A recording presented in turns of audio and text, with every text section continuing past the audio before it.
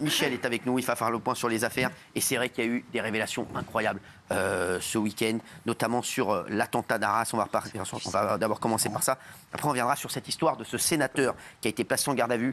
Une histoire complètement folle. Il est accusé d'avoir drogué une députée. Cette histoire est folle. Michel va nous la raconter. Et enfin, on évoquera ce drame, ce jeune de 16 ans qui a été tué par une dizaine de personnes armées au couteau dans un village de la Drôme. C'était hier. D'abord, alors vraiment, les incroyables révélations sur le tueur d'Arras. Il paraît que lors de son interrogatoire, le lendemain de son attaque mortelle au couteau qui a coûté la vie à Dominique Bernard, il narguait les policiers. Oui, tout à fait. Il a eu, pendant ses 96 heures de garde à vue, une attitude de défiance en permanence ou en quasi-permanence. On le voit dire, on l'entend dire, vous m'avez manqué, non, je rigole. Il imaginait briser ses menottes comme dans les films. Il dit, ce serait stylé quand même. Compte tenu du crime qu'il avait commis, c'était quand même assez malvenu. Ces 96 heures de garde à vue ont été ponctuées de « je vous laisse deviner », des silences aussi, où je ne souhaite pas m'exprimer, ou encore il se mettait à faire une prière coranique, marmonner les yeux vers le ciel. Après, il explique qu'il voulait aller au paradis, donc parce que il essayait donc de faire de bonnes actions. En étant un bon musulman, fidèle à sa religion qui est l'islam, et il conclut en disant « Seul Dieu décidera si mon acte en fait partie ». Alors, il y a un élément qui est incroyable avant son passage à l'acte et sur son passage à l'acte, c'est qu'il avait tout prévu, tout écrit. C'est ça qui est... Alors, il avait absolument tout préparé, tout minuté. Dans son sac à dos, il y avait 4 feuillets où tout son projet criminel était marqué comme un scénario avec les horaires de bus également pour partir au cas où il aurait réussi à partir. Il avait marqué aussi les heures des sonneries du lycée, quand il y a la récréation et quand les cours reprennent. Il avait également projeté d'acheter un téléphone portable. Il y a même le tarif de ce téléphone, 129 €. Voilà, en gros, il avait tout préparé, et ce probablement depuis des semaines, peut-être même des mois. Il avait préparé son geste criminel. Il a même envoyé la une de Marianne décapitée sur un compte Telegram. Oui, alors il a envoyé deux messages. Alors, on n'a pas les destinataires, hein. Ça serait a priori des musulmans russes. Ils n'ont pas été identifiés pour l'instant, en tout cas. Il a envoyé quand même des vidéos de décapitation. Absolument. D'images, de photos. Une qui représente Charlie Hebdo et l'autre qui représente Marianne décapitée, effectivement. Alors, lors de son attaque, il blesse au thorax David V, un prof de PS qu'il prend en chasse dans la cour de récréation. Et leur échange, à ce moment-là, a été révélé. Je l'interpelle immédiatement en lui disant « Mohamed, mais qu'est-ce qui se passe? Qu'est-ce que tu fais ?» Sans qu'il me donne de réponse. J'étais obsédé par son regard noir et froid. Il a commencé à parler en ces termes qui te donnent l'air que tu respires. Qui est le seul Dieu?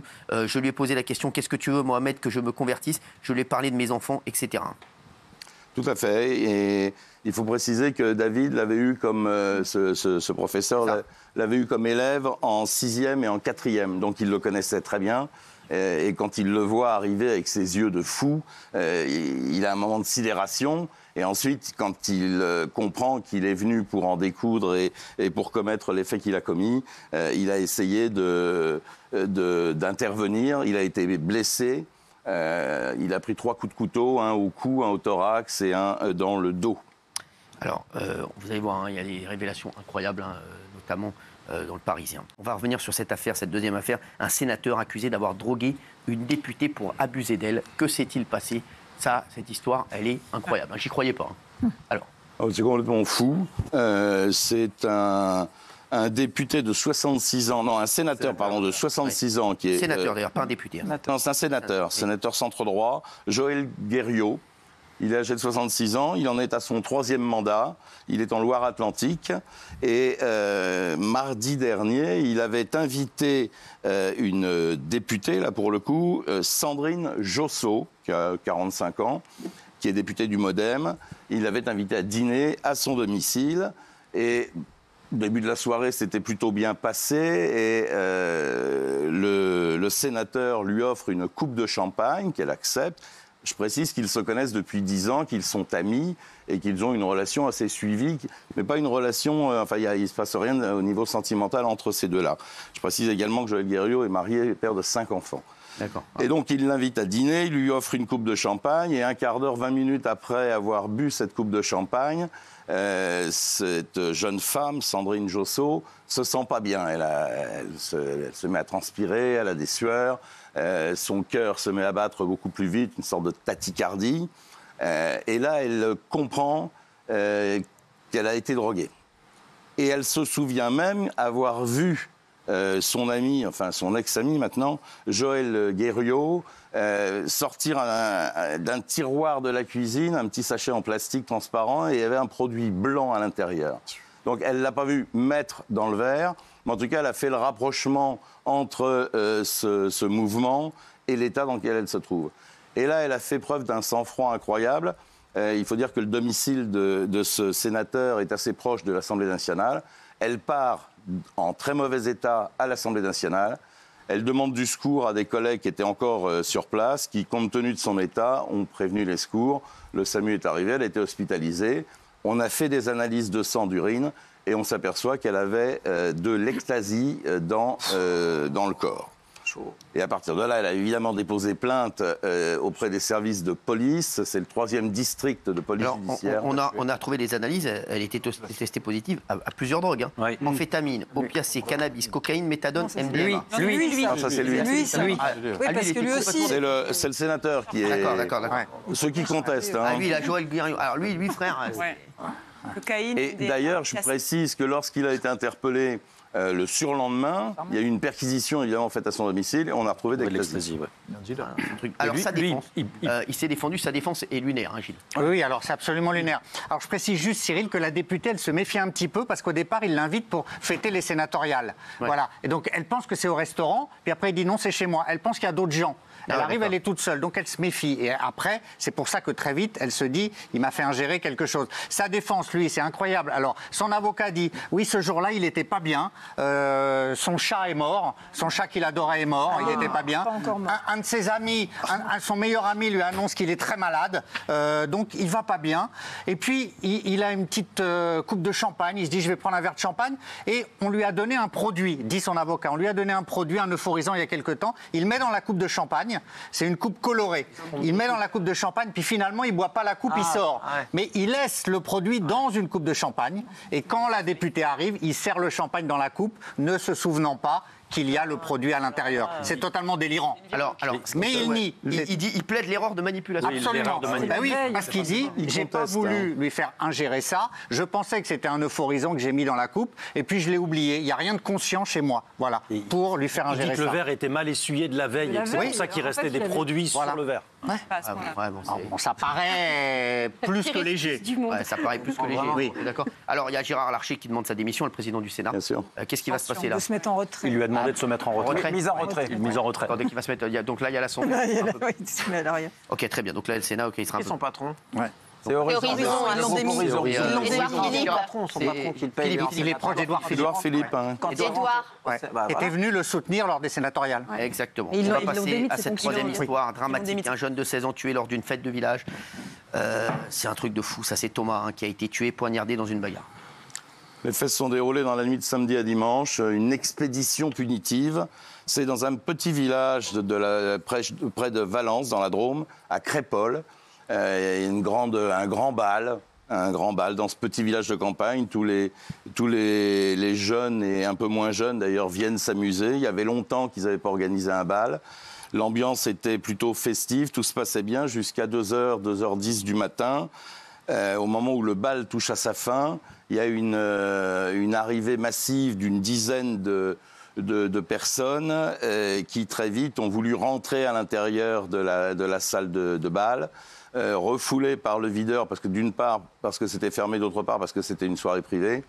Une bagarre éclate entre le videur et ces jeunes qui sont arrivés. Ça a dégénéré parce que d'autres se sont emmêlés pour défendre le videur. Ils ont sorti des couteaux. Il y a une bagarre générale. Un témoin dit il plantait à l'aveugle. Il tapait des coups de couteau absolument partout. Le videur a eu les doigts sectionnés, coupés, sectionnés. Et malheureusement, dans cette histoire, un jeune Thomas, 16 ans, a été mortellement touché par des coups de couteau. Alors, c'est un déferlement Déferlement de violence. Il y a même un témoin qui dit que c'était tellement violent qu'au début, j'ai cru à un attentat terroriste. Tellement c'était violent. Elle a vu les poignards.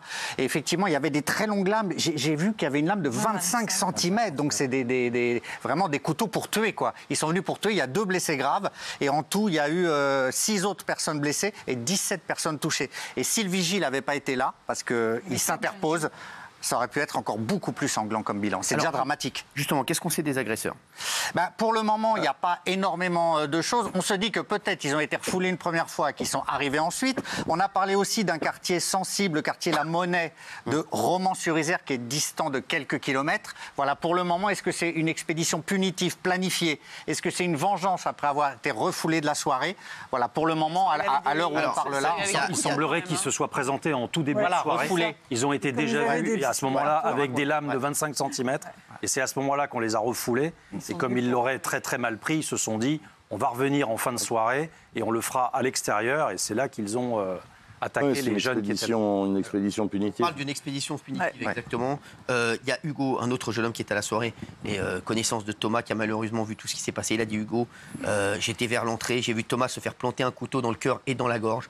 Un hélico l'a amené, mais il y est passé, malheureusement. Je suis choqué. C'était un collègue à moi. On était au collège ensemble, je l'ai vu mourir. Il y a eu une bataille entre les agresseurs et ceux qui ont eu le courage de leur faire face.